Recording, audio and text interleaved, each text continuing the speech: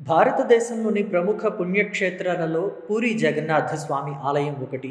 ఒడిశాలో ఉన్న ఈ దేవాలయాన్ని దర్శించుకునేందుకు మన దేశం నుండే కాక ప్రపంచంలోని అనేక దేశాల నుండి కూడా భక్తులు పెద్ద సంఖ్యలో తరలి వస్తుంటారు.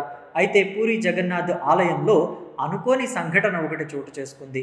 ధనత్రయోదశి నాడు స్వామిని దర్శించుకునేందుకు భక్తులు తరలి వచ్చారు. ఈ క్రమంలో తొక్కిసలాట చోటు చేసుకోవడం వల్ల 10 మంది భక్తులు తీవ్ర గాయాల పాలయ్యారు.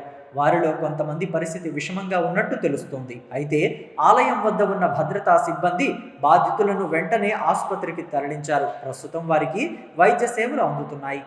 ధనత్రయోదశి సందర్భంగా భక్తులు పెద్ద సంఖ్యలో ఆలయానికి చేరుకున్నారు. పైగా కార్తీక శుక్రవారం కావడంతో విడి సందర్భాల కన్నా మరింత ఎక్కువ మంది భక్తులు తరలి వచ్చినట్లు తెలుస్తోంది.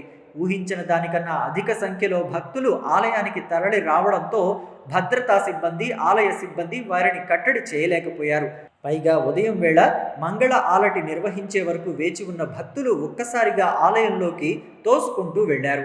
ఈ తోపులాటలో కొందరు ఆలయం మెట్లపై పడిపోయారు. ఇక భక్తుల తాకిడి ఎక్కువగా ఉండడంతో కింద పడిన వారిని మిగిలిన వారు తొక్కుకుంటూ వెళ్లిపోయారు. దీంతో కొందరు భక్తులు గాయాల పాలయ్యారు. ఈ ఘటన గురించి తెలుసుకున్న వారంతా విచారాన్ని వ్యక్తం చేస్తున్నారు.